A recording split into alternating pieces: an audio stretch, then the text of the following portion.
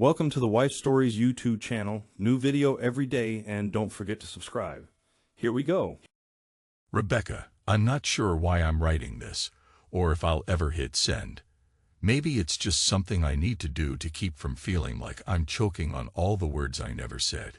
Even now, I can hear the echo of your voice in that damn living room speaker, your hushed laughter, the soft moans that told me everything I needed to know. The worst part is that I can't decide what I hate more, the fact that you did it, or that I somehow let it happen. I woke up that night to the little notification sound, that distant ping from the system lock. I had no idea it was recording. We'd set up the speaker months ago, remember? Voice commands, music on request, a convenient piece of technology that made our lives easier, supposedly. It turned out to be the only faithful witness in our marriage, the one that kept a record, even when you thought nobody was listening. I scrolled through the voice history, bored and half asleep, searching for some glitch. Maybe a weird snippet of conversation caught on tape. I had no intention of digging into your private thoughts. But then that file popped up, time-stamped for the afternoon, an hour after I'd left for the bank. The transcript made no sense at first. I saw your name, something about he doesn't even suspect, and I love how clueless he is. My heart hammered, a sickening suspicion rising in my chest. And so, like a fool, I pressed play. There are moments in life you want to erase from your mind. That was one of them. I remember the dryness in my mouth, the sudden sweat on my palms, the tightness in my throat that made it hard to breathe. It started with your whisper, low, intimate. Then I heard that little laugh you do when you feel powerful and playful at the same time. The rustle of clothes, your voice telling him you'd been craving this all morning, the shuffling as you probably led him to the sofa. I recognized the squeak of the cushion. I recognized the way you exhaled whenever you were turned on, that slight catch in your breath I used to think belonged to me alone. And then his voice. I'd never heard it so clearly before, but it was definitely Daniel Miller. The guy from your marketing days. The charmer with the perfect grin, the easy laugh, and no real ambitions besides hooking a bigger fish. Apparently, that fish was you. I heard everything. The breathy exchange, the faint slapping of skin, even a laugh from you that made my stomach twist, because I'd thought I knew all your laughs. Then you murmured, "He doesn't even suspect how I'm using him." That line. I replayed it in my head 1,000 times. Using me. For what? Money. Status. Security. The possibility of a comfortable life. I realized I might never know exactly what you meant in that moment. But I knew enough. I think I sat there in the dark for an hour, just listening to the silence after the recording ended. My chest felt hollow. My anger was ice cold, not hot. It pressed around my lungs, made me wonder if I would suffocate. That entire night, I didn't scream or throw furniture. I just stared at the screen. Then I pulled up all our financial statements, all our insurance policies, the files about the kids' college funds, the living will. I highlighted each one, dragged them into the recycle bin. I could hardly feel my fingers on the trackpad, but I could hear your voice repeating in my head. He doesn't even suspect. You wanted me ignorant. You wanted me docile. And yes, maybe I'd been just that. A naive, trusting fool. I left the bedroom a couple of hours before dawn. I remember the bitter taste of the black coffee I sipped in the kitchen, the overhead light stinging my tired eyes. I thought about confronting you that very second, barging into the bedroom where you were likely sleeping peacefully. But I felt nothing except the heavy sense that something inside me was rotting, piece by piece. So I stared at the living room sofa, the place where you and Daniel had been rolling around, moaning each other's names, and I let the bitterness wash over me. Slowly, quietly, I spent that entire morning doing the bare minimum to keep myself from collapsing. When you came downstairs around 8, your hair slightly disheveled, you greeted me with a light peck on the cheek. The same routine we'd done for years, the domesticated routine I once cherished. It felt like you were a stranger. I wanted to ask, did you wipe off your lover's fingerprints before you came to bed? But the words lodged somewhere behind my clenched teeth. Instead, I sipped my coffee, said something about needing to head out early. You looked at me, maybe noticing some tension in my face. But you said nothing. Or maybe you noticed everything and just pretended not to care. A few hours later, I texted you, told you I'd be home late. I had decided, if we were going to talk, it wouldn't be on your turf. It wouldn't be while you felt comfortable in our house. I needed a plan, some clarity. The rest of that day passed in a blur. Phone calls at work, clients in and out, spreadsheets merging. But in every quiet moment, I heard your voice again, over and over, the secret conversation captured by that living room speaker. It's funny, or maybe not, how easy it was to keep functioning. I'd always prided myself on discipline, on carrying out my duties no matter what. That day tested me to the core. My colleagues asked if I was feeling all right. I said sure. My supervisor said I looked pale. I blamed it on a headache. Meanwhile, my thoughts spun in a black swirl. When did it start? How many times? Who else knows? By the time I left the bank, I had to will my hands not to shake on the steering wheel. In the quiet of my car, I gave in to a moment of pure fury. I pounded my fist on the dashboard, let out a roar that was trapped in my chest. But it didn't feel good or cathartic. It just made me more aware of how powerless I was, how everything I thought I owned, a stable marriage, a loyal partner, a safe future, had been a carefully wrapped lie. And the question that wouldn't leave me alone was, did you ever love me? I got home well after midnight.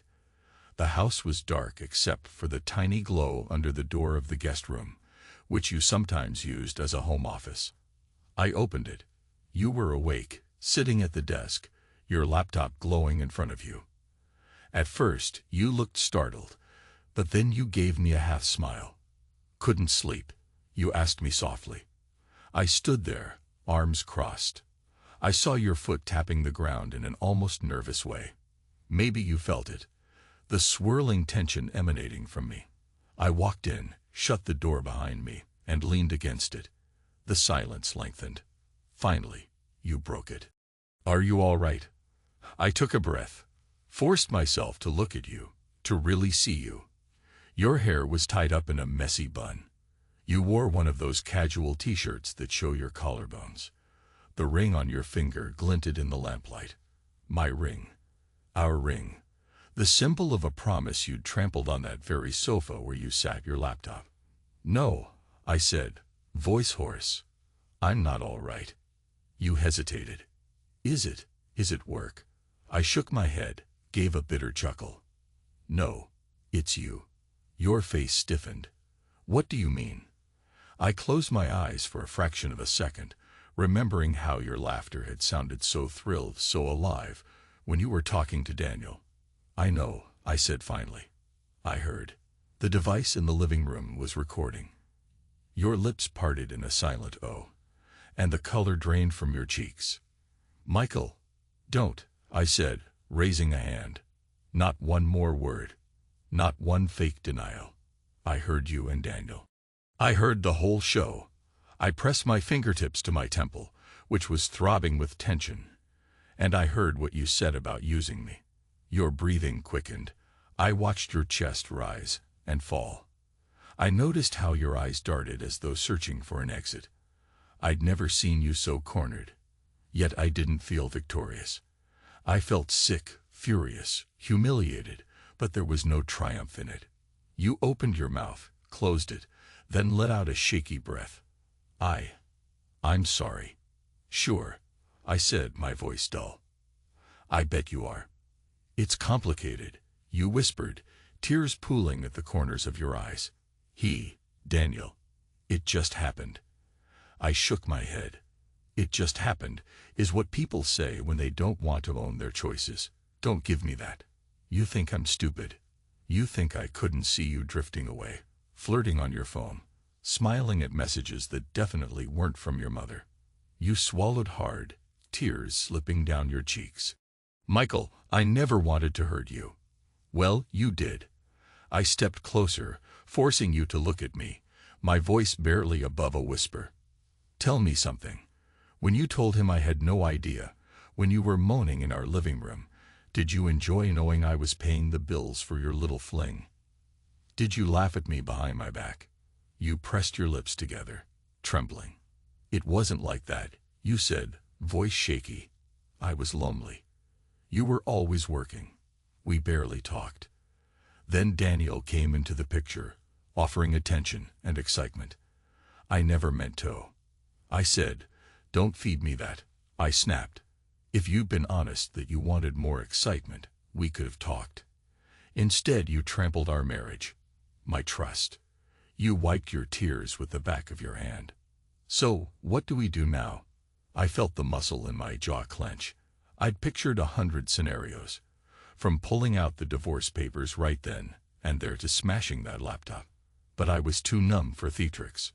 We do nothing. I'm not going to fight you. I'm not going to beg. I'm going to do what I should have done a long time ago. I'm removing myself from the equation. You blinked, not understanding. Michael, please, let's talk about. I walked out. You followed, but I moved to the bedroom and locked the door. For the rest of the night, I sat on the floor by the bed, leaning against my dresser. Your voice echoed in the hallway a few times, so you must have tried to talk through the door. But I didn't respond. I let you hear my silence, the empty space where my devotion used to be. The next morning, I waited until you left for groceries or errands, or whatever excuse you'd conjured to avoid me. I took out my laptop again, opening all our joint accounts. I started the slow, methodical process of unraveling every bond that tied us together, canceling certain insurances, halting automatic payments, freezing lines of credit. I hovered over a document labeled Last Will and Testament. For a moment, my heart tightened. I had named you as the primary beneficiary. I quickly changed that. I removed you. The kids were left with a trust, but something in me whispered that even they might not want to see me once the dust settled. I knew they'd side with you. Children often do, especially if you feed them a version of the story where I'm the controlling father who took away your happiness. Sure enough, that's what happened. Within days, our daughter left me a voicemail laced with anger. Mom said you're not even giving her a chance. Dad, she's miserable. Why are you being so heartless? Our son echoed the same sentiment in a curt text. Mom's hurting. Stop punishing her. I wanted to scream that you'd murdered something fundamental inside me, but I saved my breath. I let them call me a monster. Let them see me as a villain if it helped them sleep at night. Because, in a sense, maybe I was turning into one. A man who no longer had the capacity to forgive. A man who just wanted to cauterize the wound. Burn it clean. You tried to talk to me a few times, your tone shifting between desperate, apologetic, angry. At one point, you admitted that Daniel had lost interest in you after the confrontation. He disappeared, you said quietly, eyes red from crying, like I was supposed to feel pity. He said he can't handle the drama. I merely nodded, sipped my tea without a word. I didn't even feel sorry for you. Your heartbreak over Daniel felt petty, a trivial consequence of your own choice. If anything, it validated the suspicion that he was just a slick opportunist. He used you for the same thrill you thought you'd found in him. Now you were left stranded. If you wanted me to comfort you, you'd come to the wrong man. The kids were furious that I didn't fight to keep us together. They believed your version of events, that you'd just made a mistake, that you still loved me, that we could fix it if only I tried. But I knew the truth. I watched those recordings of you 2 more times than I care to admit. Listen to your laughter, your moans. You sounded so liberated, so triumphant. There was no regret in your voice, none of that fleeting guilt you tried to display later. That was the real you, or at least it was you at your most honest moment. In the end, after the tension hit a fever pitch, and we realized we were basically living like strangers under the same roof, I filed for dissolution of the marriage. No theatrical drama, just a stack of paperwork. I left the ring on the kitchen counter. You stared at it, tears in your eyes, like you hadn't expected me to finalize it so coldly. I didn't bother with big speeches. You asked me if I could ever forgive you. I remember responding in a monotone. Don't ask for something that doesn't exist anymore. That was the last conversation we had in that house. The kids went with you, of course, called me heartless, threatened to never speak to me again if I didn't at least try therapy or some kind of counseling. I said nothing. I let them go, let them see me as the cold father who cut their mother loose. I was beyond caring about appearances. Fast forward 7 years. You probably remember that day when you found me again, or try to. I was in a small house in a quiet suburban neighborhood just outside Atlanta. Everything was minimalistic, neat, and lifeless. I'd become some kind of ghost in my own existence. The discipline and stoicism that used to make me a good financial consultant had turned into a kind of emotional shell. People at the bank called me the machine. I felt no pride, no shame, just numb acceptance. Then you appeared on my doorstep with the kids behind you, all three looking uncertain and worn by life. You, Rebecca, looked older than your age. Your hair had streaks of gray, pulled back in a tight ponytail that made you look thinner, almost frail. The kids stood to your side, no longer kids, but adults with that weary look in their eyes. My son had grown a beard. My daughter wore a business suit. Neither one knew quite what to say. You started with, "I know I'm the last person you want to see." I stood there, one hand on the doorknob, the smell of freshly brewed coffee wafting from the kitchen. I studied your faces. I felt an echo of something, maybe pity, maybe sadness. You said quietly, "He left me years ago. Daniel. He just walked away." I didn't respond, so you continued. "I thought I'd be happier, but everything fell apart. The kids, they tried to help, but now they're living their own lives. I realized I lost the only person who truly cared for me. I'm sorry. For all of it." I took a slow breath, not letting myself feel too deeply. "Well," I finally said, "that's unfortunate." The kids shifted awkwardly, as if waiting for me to break down or invite you all in with open arms. My daughter said, "Dad, we realize now we were unfair. We blamed you. We didn't know all the details. Mom never told us everything." I looked at her, noticing how guilt tugged at her expression. "You chose who you wanted," I said, my voice flat. "I respect your decision." She stepped forward. "We were kids. We didn't understand." I shrugged. "It doesn't matter now." You, Rebecca, swallowed hard, tears shining in your eyes. "I just wanted to say I'm sorry, if you can ever find it in your heart to forgive me, or at least talk to me." "Forgiveness," I repeated, tasting the word like something foreign on my tongue. I remembered that living room recording, your carefree laughter. I felt an old pang of hurt, but it was buried under layers of calm. "I forgave you a long time ago, but that doesn't mean I owe you anything. And it doesn't erase the consequences." My son asked quietly, "So what now?" I stared at them. No anger left, just an unshakable emptiness. "There is no what now. You're welcome to stay for coffee if you want. Or go. It's your choice." They looked at each other. Then my daughter said she had an appointment in the city, a job interview. My son mumbled something about not wanting to intrude. You lowered your gaze, tears slipping down your cheeks, then turned slowly and followed them. I closed the door, exhaled. The day felt anticlimactic, like I'd waited for a thunderstorm that never quite arrived. I returned to the kitchen and poured myself another cup of coffee, ignoring the slight tremor in my hand. The wall clock ticked loudly. My phone vibrated with some meaningless Tinder notification. I'd set up an account a while ago out of curiosity, but never took it seriously. People in their profiles said things like looking for a good man, stable and kind.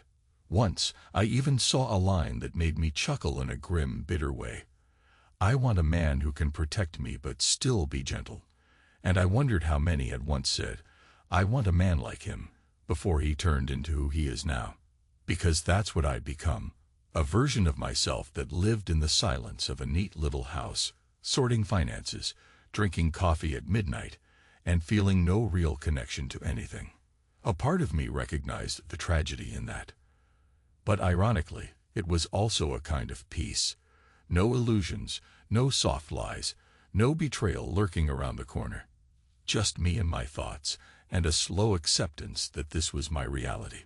Sometimes, late at night, I'd sit with the lights off and the phone in my hand, reading a news article or a random excerpt from my old text messages with you. When I felt the old ache stirring, I'd make myself swallow it. I reminded myself that love and pain walk hand in hand, and that I'd come out on the other side a changed man. Not necessarily better, not kinder, but certainly tougher. In my own self-imposed exile, I found a twisted sense of relief. Nobody else could break me if I never let them in. But let's roll back to the early days, so you might understand the path that led me here. You see, I didn't come from a broken home. My parents loved each other until their last breath. They taught me that marriage was built on trust, respect, and unwavering commitment. I believed that wholeheartedly. I grew up in Seattle, spent weekends fishing with my dad. Even after I moved to Atlanta, I kept that memory of the water's edge, of my father's strong presence, as a kind of moral compass. When I met you, you were a firecracker, so full of life, so excited about everything. It was easy to get swept up in your energy. I thought, this is it. She's the one. We built a life. We had good times. I can't deny that. We traveled, we laughed, we tried new foods. When the kids arrived, I felt like we'd reached that pinnacle of family life. The promise. The American dream. For years, I worked hard at the bank, sometimes too hard, I'll admit. I wanted to provide you and the children with every comfort. I wanted to be that steady rock you could always rely on. I suppose it's ironic that the more I tried to secure our future, the less you seemed to feel alive. In hindsight, I probably missed a lot of signs. Your restless eyes scanning your phone at night, your forced laughter at dinner. The fact that you started avoiding any real intimacy with me, claiming migraines or exhaustion. I accepted it, told myself marriages go through phases. I never thought you'd fall into Daniel's arms. But that night, listening to that damned recording, I realized how naive I was. And maybe how naive I still am in certain ways, even if I appear stone cold now. I suppose, if I'm being brutally honest, a part of me never stopped loving you. Even through the betrayal, even through the quiet bitterness that replaced our marriage, some piece of my heart still remembers you as the woman who once shared my hopes and dreams. But it's a distant memory, like looking at an old photograph. I can't reach out and touch it. I can only study it, note how different we were then, and set it aside. After the divorce, I played the role of the silent man with a calm smile at work. My superiors praised my efficiency. I rose through the ranks, ironically becoming more financially secure than ever. People assumed I was a typical bachelor, with no interest in remarrying. I let them believe what they wanted. Inside, I was a wasteland. No illusions, no ambitions beyond performing my job. That's how I survived. I turned into that man you found 7 years later, the one who answered the door with the same composure I used to have for clients at the bank. And that day, seeing you aged and regretful, part of me wanted to say, I understand your pain. I feel it too. But the words refused to form. There's a barrier in me now, a wall that doesn't let raw emotion through anymore. We parted on that front step with a simple nod. The kids followed you, though I saw the uncertainty in their faces. They realized, too late, that I wasn't the villain they'd believed me to be. It might have stung at another time in my life, but at that moment, it didn't. I just felt empty. Not numb in the sense of being paralyzed, but in the sense of having no more illusions left to break. Sometimes I do think about how Daniel Miller fared. He was 10 years younger, a natural charmer. For a while, That must have felt like electricity for you, a spark you couldn't resist. But a spark is fleeting. It never promised anything long-term, and you discovered that the hard way when he vanished. At least now you know how betrayal tastes from the other side. I recall a conversation I once had with a colleague, a few months after everything blew up. She said, "Michael, maybe your wife's affair was just an alarm bell. Maybe it was a sign you two needed therapy." I almost laughed in her face. Because therapy can't fix what was fundamentally broken. Your lack of loyalty, my blindness to it, and the emptiness that replaced our love. Once trust is crushed, it's like a mirror shattered into too many shards to piece back together. So here I am, years down the line, remembering the day I discovered your secret. I can still hear the exact intonation of your voice, the pitch of your laughter, the subtle moan when Daniel kissed your neck. Yes, I heard that too. The details are etched into my mind with an awful clarity. But I don't grind my teeth anymore when I recall it. I just shrug at the memory, like a man might acknowledge an old war wound. It hurts if I press on it. But why press on it? You once asked me in one of your last frantic calls, "Don't you love me anymore?" And in that moment I said, "No." But that was a lie, or maybe just a partial truth.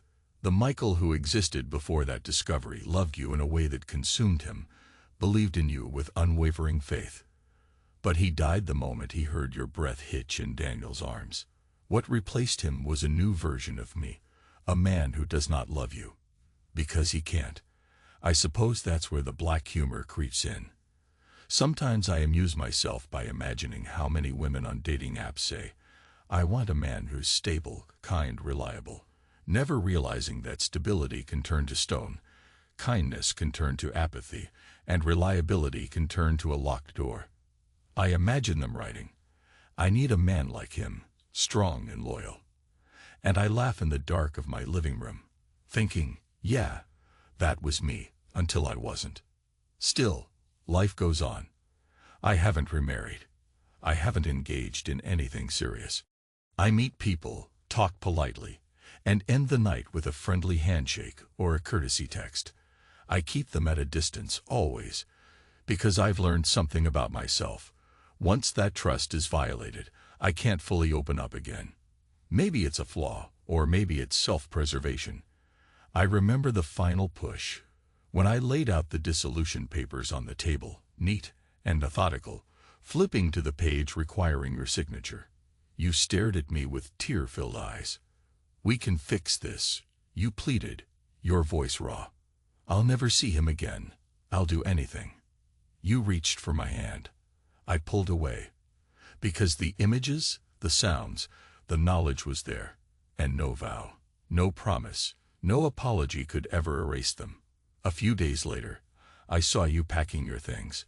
You stopped at the doorway, looked over your shoulder at me, hoping for a final reversal. I stood by the living room window, arms folded, heart pounding but face impassive. You left, door clicking shut behind you. That click was the sound of my old life ending. I remember releasing a shaky breath, feeling half liberated, half devastated. Then I methodically locked up the house and stayed in the darkness until morning. I can picture you reading these words, and maybe feeling fresh waves of guilt or regret. Or maybe you'll resent my coldness, call me cruel for refusing to salvage what we had. But from my perspective, you already ended it when you let Daniel inside our home, inside your body, inside what used to be our intimacy. Perhaps this entire reflection is a futile exercise. Maybe I'll never send it, or maybe I will, and it'll just land in your inbox as a note from a man you once knew. I know you came looking for me, wanting some sense of closure or absolution. But the truth is, I don't owe you that. Not after everything. Sometimes, the only closure we get is knowing we survived. People often say time heals all wounds. I think it's more accurate to say time teaches us how to live with them. My wound is deep, but it's no longer bleeding. It's a scar. I go about my days, work, coffee, reading the news, occasionally traveling to a quiet lakeside cabin on weekends. I even smile at jokes from coworkers. But that spark of naive trust, the one you exploited, will never return. And I'm at peace with that. If I allow myself a moment of honesty, I admit I once loved you with every fiber of my being. Maybe a piece of me always will. Yet it's a love shaped more by memory than reality now. The reality is what I heard that day. And no matter how many tears you shed, it won't vanish. I accept it. I accept you, your choices, your regrets. I simply don't share them. That's why I said I forgave you. Not because I want you back, not because I condone what you did, but because I refuse to let your betrayal poison every breath I take. Forgiveness can sometimes be just another word for letting go. So, if you ever read this, understand that it's not a plea for reconciliation. It's not a doorway to a second chance. It's a man's attempt at unburdening himself of words he's carried for too long. It's me saying, I was hurt. I was angry. I changed. But I'm still here, living in the aftermath, doing what I can. I've accepted that the children may always see me as the father who shut you out. Maybe with time, they'll realize the complexity of what happened. Or maybe they won't. Either way, I respect their choice. I spent years quietly preparing to stand alone if that's what it took. And in the end, that's exactly what I've done. You wanted a confession of how I feel now. Here it is. I feel mostly calm, occasionally sad, sometimes bitter, and once in a while, strangely relieved that I'll never have to wonder again if you're faithful. I already know the answer. There's a bleak sort of freedom in that. And you might wonder if I ever think about the possibility of new love. Sometimes I do, in an abstract way. But I also know I'm not the same Michael you married. Or maybe you never really knew me. Either way, the man I am today has built a life that doesn't have room for illusions. If someone came along who could see me through the shadows, maybe I'd try again. But I'm not holding my breath. I'm just letting the days flow, focusing on the things I can control.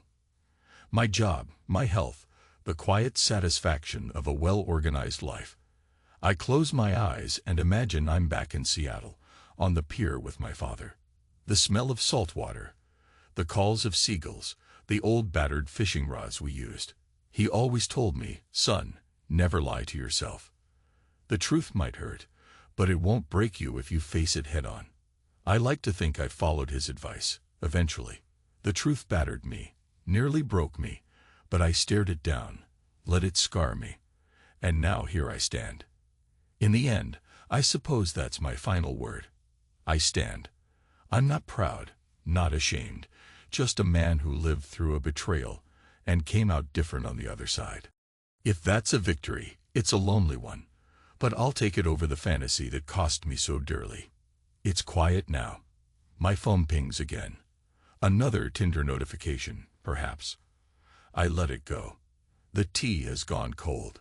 My reflection stares back at me from the dark window, a face lined with experience, eyes that have seen too much.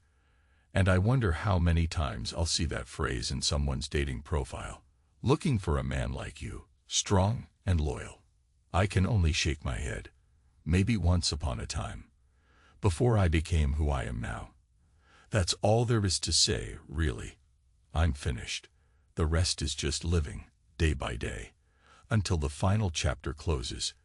And if you ever read this letter, Rebecca, I hope you understand. I didn't write it to hurt you. I wrote it because sometimes the truth is the only thing we can leave behind.